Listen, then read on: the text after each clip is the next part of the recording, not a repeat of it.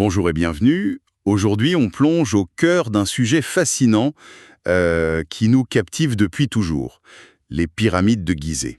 Bonjour. Ces monuments incroyables dans le désert égyptien, c'est bien plus que des pierres, hein. C'est un concentré d'ingénierie, de croyances et de mystères qui nous échappent encore en partie. Absolument. Et on va essayer de décrypter un peu tout ça en s'appuyant sur ce qu'on sait, les analyses récentes. Exactement. Alors, allons-y, plongeons. Quand on pense aux pyramides, et surtout la grande pyramide, celle de Khéops, c'est c'est un symbole universel, c'est vrai. Mais derrière le symbole, il y a cet exploit matériel presque impensable pour l'époque. L'échelle est folle, bien sûr. Oui, l'échelle, mais aussi la précision. Une précision d'exécution qui, franchement, force l'admiration et qui pose toujours des questions fondamentales sur ce que les anciens Égyptiens savaient, ce qu'ils pouvaient faire. C'est un vrai défi lancé à travers le temps. Et la première question, la plus évidente, et peut-être la plus frustrante, mais comment ils ont fait? Sérieusement, Ah, la question à 1 million de dollars ou de d'ébène. on parle de millions de blocs, certains énormes, des dizaines de tonnes, comme les poutres au-dessus de la chambre du roi, les bouger, les hisser, les ajuster si parfaitement, sans nos grues, nos lasers. C'est quoi les pistes sérieuses aujourd'hui? Mais c'est le grand mystère. Et le fait qu'il n'y a pas une seule réponse définitive, ça alimente la fascination, évidemment. Les théories qui reviennent le plus, ça tourne autour des rampes. Les rampes, oui. On a longtemps pensé à une immense rampe droite qui arrivait de face. Le souci, c'est qu'elle aurait été gigantesque. Plus grosse que la pyramide elle-même, peut-être, hein. Potentiellement, oui. Et surtout, on n'en a trouvé aucune trace archéologique vraiment probante. Donc, ça coince un peu. Et les alternatives? J'ai entendu parler de rampes en zigzag ou même à l'intérieur. Exactement. Alors, la rampe en zigzag sur les faces, ça pose des problèmes pour manœuvrer les gros blocs dans les virages. C'est pas simple. Logique. L'hypothèse d'une rampe interne qui monterait en spirale à l'intérieur de la structure au fur et à mesure que ça se construit, elle a gagné pas mal de terrain. Ah oui? Pourquoi? Parce qu'elle expliquerait pourquoi on ne voit pas de traces externes massives et elle serait plus logique en termes de matériaux, moins de gaspillage, quoi. Il y a quelques indices architecturaux qui pourraient aller dans ce sens, mais bon, Mais pas de preuves directes. toujours pas de preuves directes irréfutables. Après, il y a d'autres idées, hein, des systèmes de levier, de contrepoids, peut-être l'eau pour faire glisser les blocs. Mais pour une échelle pareille, ça reste assez spéculatif. D'accord, donc le comment exact, ça reste flou.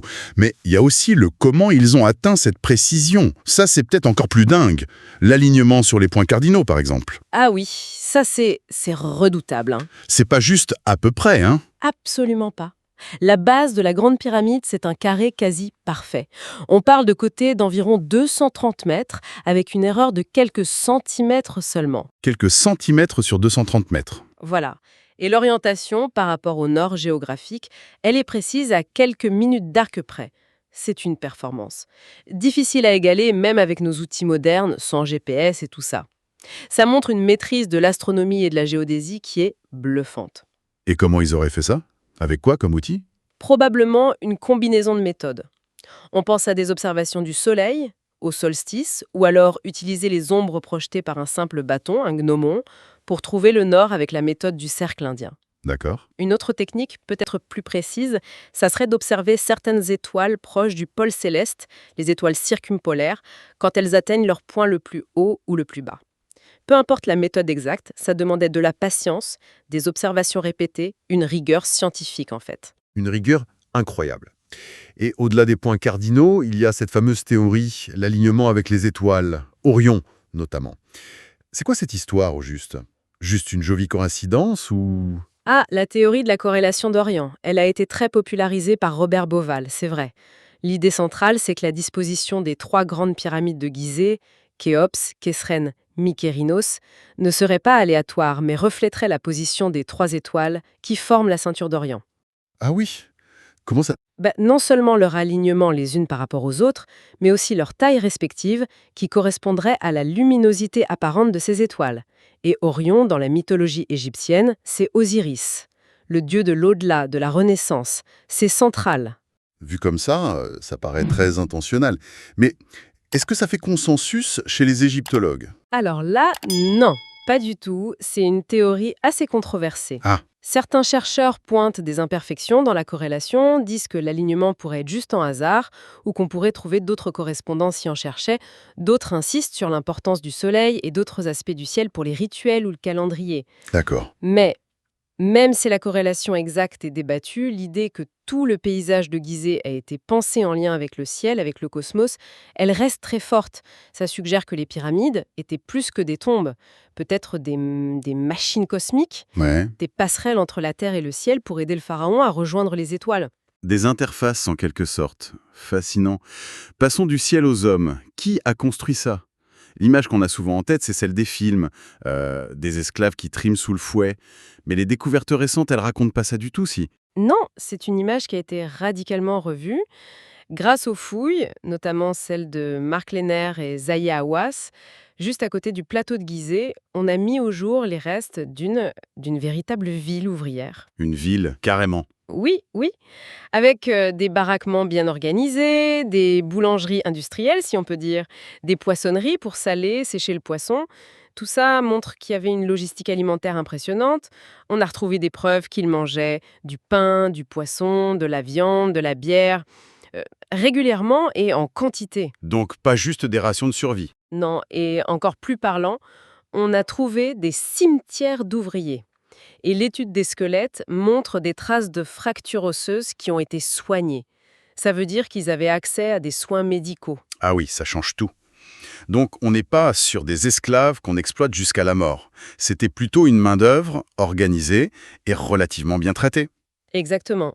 Il y avait sûrement des artisans très qualifiés, tailleurs de pierre, maçons, ingénieurs, et puis une masse plus importante de travailleurs, peut-être des paysans égyptiens, mobilisés pendant la saison de l'inondation du Nil, quand les champs étaient sous l'eau. Un jour de service national ou religieux. C'est un peu l'idée. Un travail très dur, sans aucun doute, mais probablement vu comme un devoir, une participation à un projet collectif essentiel pour le pharaon, qui était un dieu, et pour maintenir l'ordre cosmique, la Ma'at. On estime qu'il y avait peut-être 20 000 à 30 000 personnes qui bossaient là au plus fort du chantier.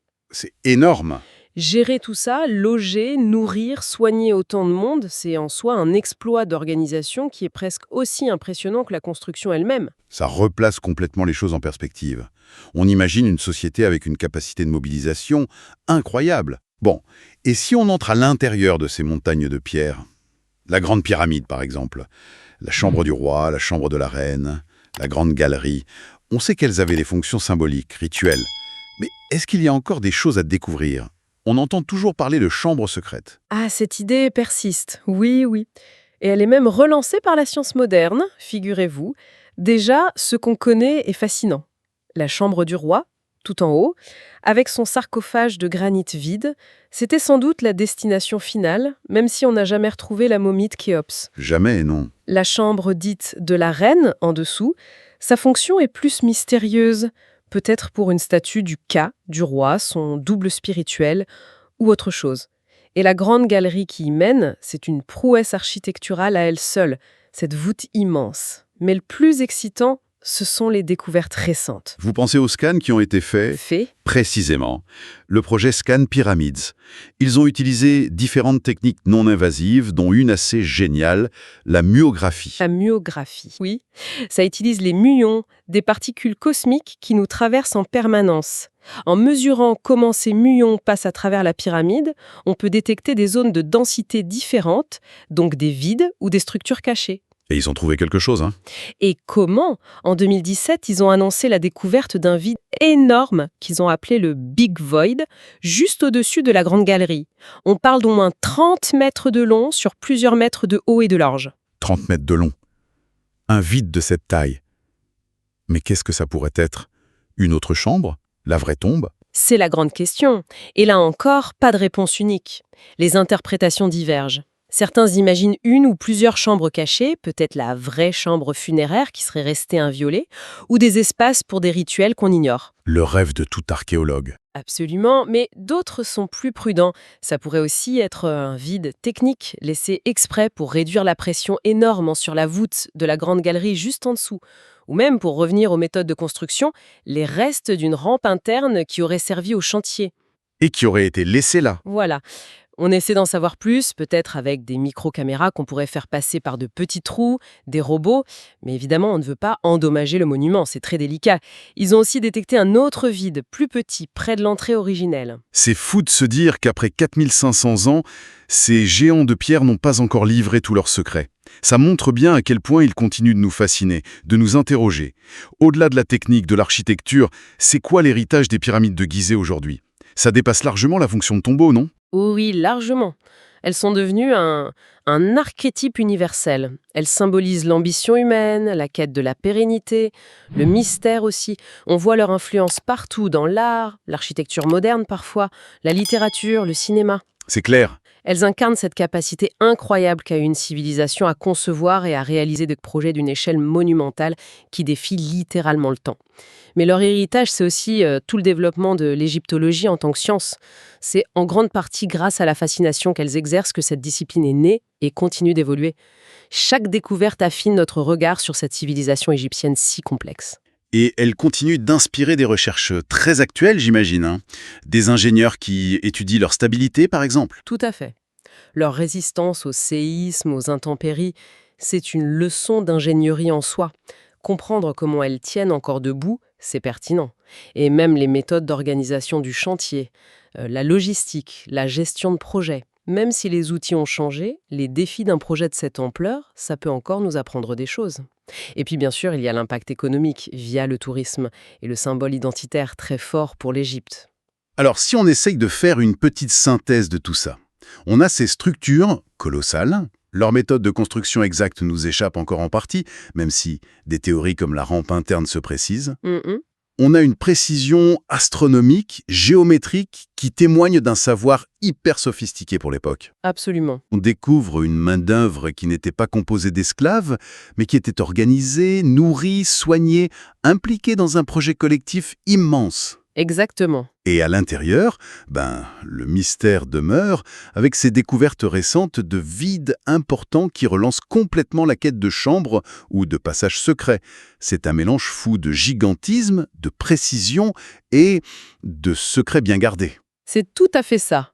Les pyramides de Gizeh, c'est vraiment un point de convergence unique entre l'ingéniosité technique, l'organisation sociale à grande échelle, une profondeur spirituelle et cosmologique évidente, et cette volonté farouche de laisser une trace qui dure éternellement. Une trace impérissable. Elle nous rappelle ce dont l'humanité est capable quand elle se projette au-delà de l'existence individuelle, quand elle mobilise des ressources énormes pour donner corps à une vision.